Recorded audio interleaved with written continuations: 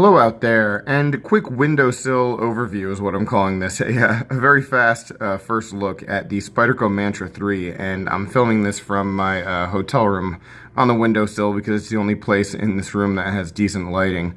But I wanted to get some information about this knife out there, give you a quick look at it. I will be doing a full review when I get home from my little break, and I'll be comparing it to the Spyderco Sage 5 because the materials on these two knives, it's basically exactly the same. So anytime I think about this Mantra 3, I will always be comparing it to the Sage 5, and it's going to be a tough knife to stand up to.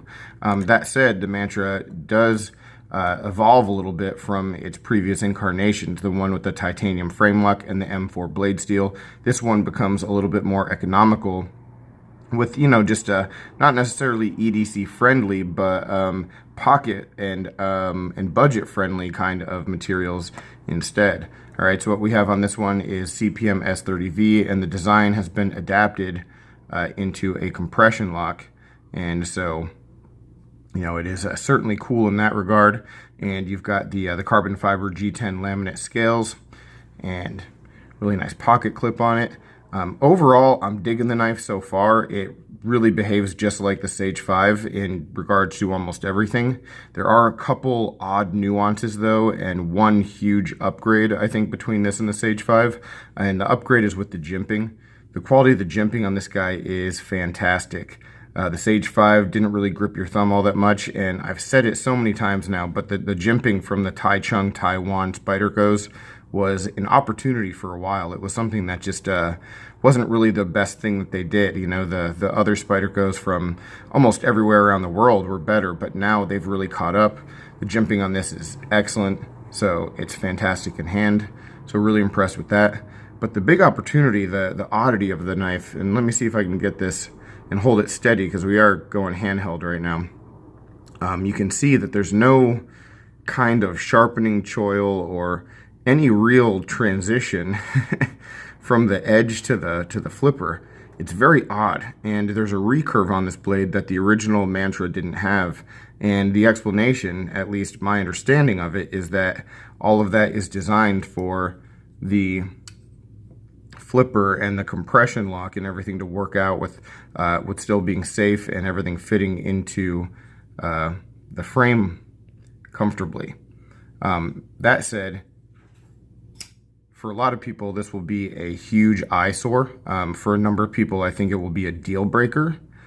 For me, it is not, but I don't really like the look of this. It just is weird, as far as like ergonomically, I'm not really comfortable putting my finger right here, and the way the knife is shaped, that's exactly where you'd want to put your finger, but it's just too darn close to sliding up and cutting yourself.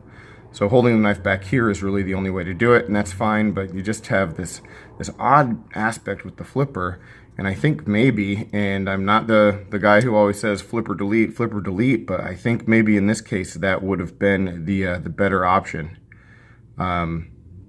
Was to have done something different, and it looks like that everything worked out with the adaptation of the materials of the design into something like this, with the exception of that choil area, and they just sort of forced it, and it's odd. So be really interesting to see how I feel about this as time goes, especially once I have to resharpen it, because I know I'm going to have a dead spot like right there. And yeah, anyone with experience with this kind of thing, what would be a good thing to do? Just maybe Dremel in a forward choil right there, but it would make it look weird. So I'm sure Spyderco thought of that. So anyway, yeah, I just wanted to give you a look at that because that will certainly be something that people are interested in. The other thing, and let's see if we can do this, just like with the sliver axe, when the flipper comes up, once you disengage the compression lock, usually my finger is pretty far like up when I do that, and so the flipper tab hits my finger so it doesn't like drop closed all the way. So you have to sort of get used to like pushing it from further back so that there's room for clearance, if that's a big deal to you. But otherwise, I mean, right on par with the Sage from my first impression. I mean, the materials are great. I like the steel. I love the carbon fiber laminate. It really feels more like G10 and looks like carbon fiber, and I don't really have a problem with that. Really, really good looking stuff. The clip is great. The weight is awesome. Nested liners with a little bit of milling in there. So report card so far is a pretty darn good grade, with you know, the jury still being a little bit out when it comes to this area right here. All right, guys, so that's all I got. I apologize if the camera was a little bit shaky, but I think this is the best windowsill review I've ever done. All right, so I'll follow up with you guys about this in a bit. Any other questions, comments, complaints, suggestions, as always, let me know down below. But I'll talk with you soon. Take care and have a good one.